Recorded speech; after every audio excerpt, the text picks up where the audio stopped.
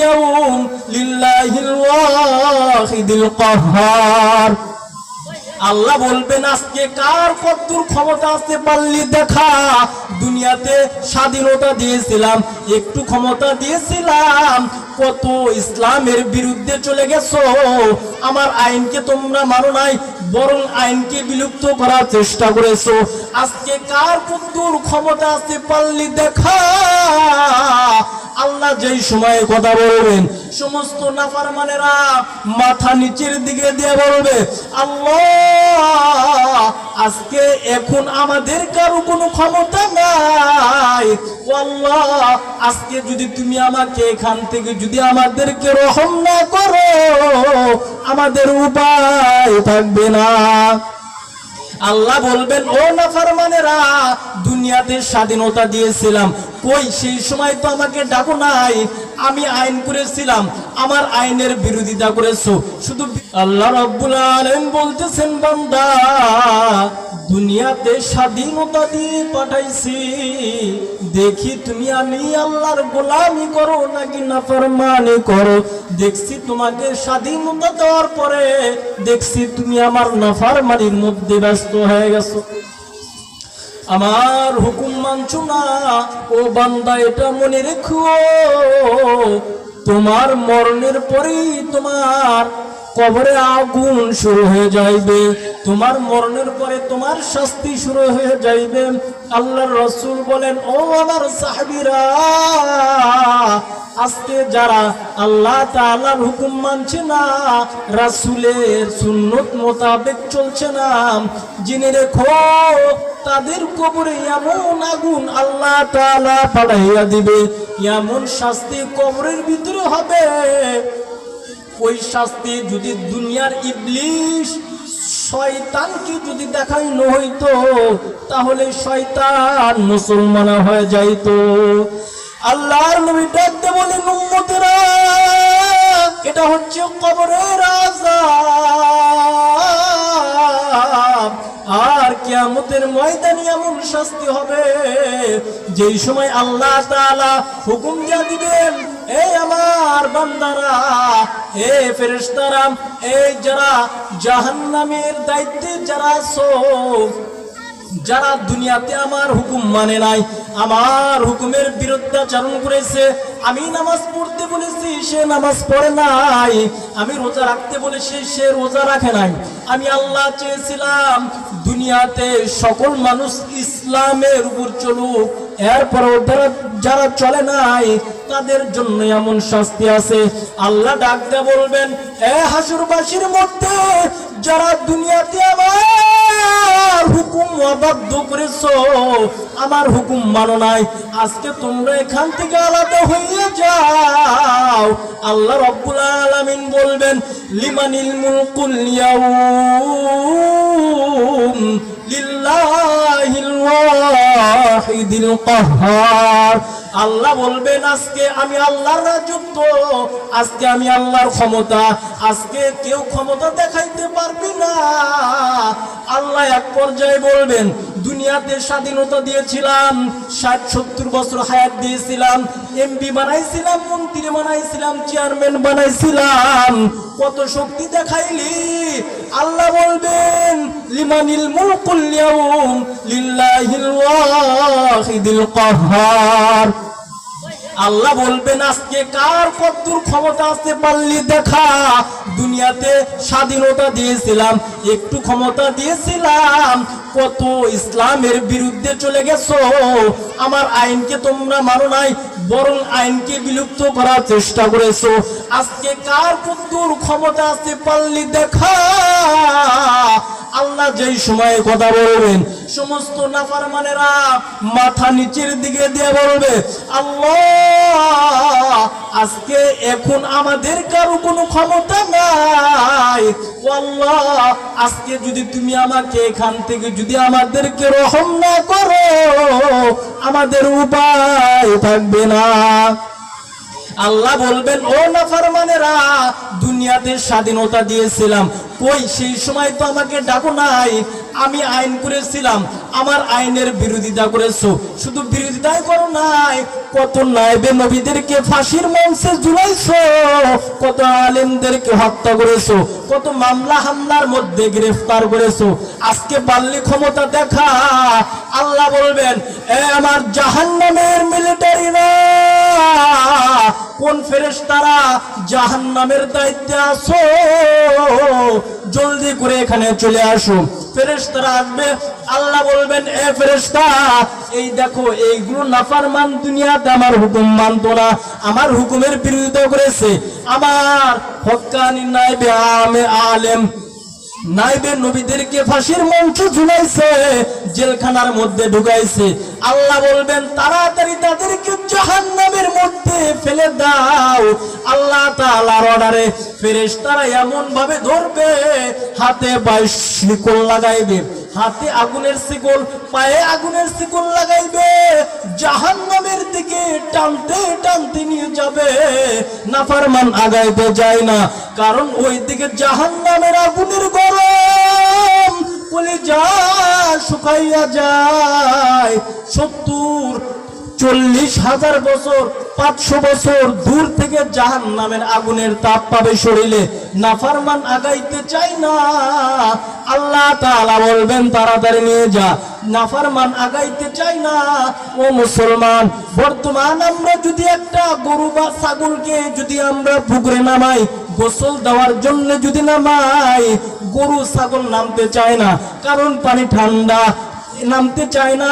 এরপরও কিন্তু গৃহস্থ তাকে দয়া করে মায়া করে বাড়িতে নেয় না, তাকে গোসল করাই, তাকে যাবাই, তাকে পুকুরের মধ্যে চুবাই। আল্লাহ বলবেন, আজকে যতই আগুনের তাপ জাহান্নামের গায়ে লাগুক, জাহান্নামী ব্যক্তি আগাইতে চায় না। আল্লাহ বলবেন, তাড়াতাড়ি নিয়ে যাও। আল্লাহ তাআলার অর্ডারে জাহান্নামী ব্যক্তিদের ফেরেশতারা টানতে টানতে নিয়ে যাইবে, জাহান্নামী ব্যক্তি আগাইতে চায় না। ফেরেশতারা এক এক লাথি দিয়ে, ফুটবলের মতো ফেরেশতারা লাথিয়ে লাথিয়ে জাহান্নামের দিকে নিয়ে যাবে। এখন ওই নাফরমান বলতেছেন, ও আল্লাহর ফেরেশতারা, তোমরা আমাদেরকে কেন লাথাও? আমরা ধীরে ধীরে আগাইতে চাই না, আমরা জাহান্নামের দিকে যাইতে চাই না, এই কারণে জাহান্নামের আগুন এত গরম, আমাদের কলিজা শুকায়া যায়। নাফরমান ব্যক্তি এই কথা বলবে, আল্লাহর ফেরেশতা বলবেন, ও নাফরমান বান্দারা, আল্লাহ তো 60-70 বছর হায়াত দিয়েছিলেন, কেন আল্লাহর হুকুম মানো নাই? কেন আল্লাহর হুকুমের বিরোধিতা করেছো? এখন আর তোমাদের দয়া করা হবে না। জাহান্নামী ব্যক্তিদেরকে জাহান্নামের গেটে নিয়ে যাবে। এমন মালিক ফেরেশতা, জাহান্নামের গেটের দারোয়ান, জাহান্নামের গেটের দারোয়ান মালিক ফেরেশতা, তার হাতের সাথে এত সাপ থাকবে, তার হাতের ভিতরে সাপ থাকবে। ওই মালিক ফেরেশতা জাহান্নামী ব্যক্তিকে খপ করে ধরবে, ধরে জাহান্নামের মধ্যে ফেলায়া দেবে। জাহান্নামী ব্যক্তি জাহান্নামের ভিতরে গিয়ে দেখবে, জাহান্নামের চতুর্দিকে আগুন, চতুর্দিকে আগুন, সামনে আগুন, পিছনে আগুন, সামনে আগুন, পিছনে আগুন, নিচে আগুন, উপরে আগুন। জাহান্নামী ব্যক্তি চিৎকার করবে, আল্লাহ, এমন শাস্তির মধ্যে গ্রেফতার করলাম, এমন শাস্তির মধ্যে ফেলাইয়া দিলাম, আল্লাহ, এই আগুনের কারণে আমাদের কলিজা পর্যন্ত গুনাহ হয়ে যাইতেছে, আল্লাহ, গায়ের চামড়া পুড়ে কয়লার মতো হয়ে গেল, আল্লাহ, এই জাহান্নামের আগুনের কলিজা গুনাহ হয়ে যাইতেছে। পানির পিপাসা, আল্লাহ, একটু পানির ব্যবস্থা করে দাও। আল্লাহ বলবেন, ফেরেশতারা, যারা জাহান্নামের দায়িত্ব আছো, এই বান্দার কাছে এক পেয়ালা পানি নিয়ে যাও। ও মুসলমান, জাহান্নামী ব্যক্তির কাছে পানি নিয়ে যাবে। এমন পানি দুনিয়াতে আমরা যদি পেরেশান হই, দুনিয়াতে যদি আমরা ক্লান্ত হই, রোদে এবং ক্ষেত খামারে কাজ করলে আমাদের শরীরে ঘাম বেড়ে যায়, শরীর পেরেশানি পেরেশানি মনে হয়, ওই সময় ঠান্ডা পানি খেলে শরীরের ভালো লাগে, শরীর শান্ত হয়ে যায়। ওই জাহান্নামী ব্যক্তি মনে করবে আমাকে ঠান্ডা পানি দেবে।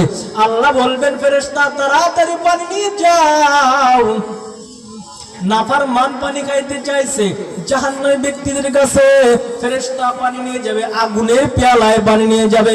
ও মুসলমান, আগুনের পেয়ালায় পানি নেওয়া যা মাত্র জাহান্নামী ব্যক্তির হাতে দিবে, বলবে এই যে তুমি নাও, তোমার কলিজা ঠান্ডা করো।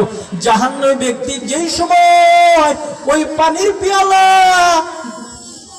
চোখের মুখের সামনে যেই সময় আগুনের পেয়ালা ধরবে, সাথে সাথে পানির পেয়ালা যেই সময় চেহারার সামনে ধরবে, চেহারার গোশতগুলো ঝলসে পাত্রর ভিতরে পড়ে যাবে।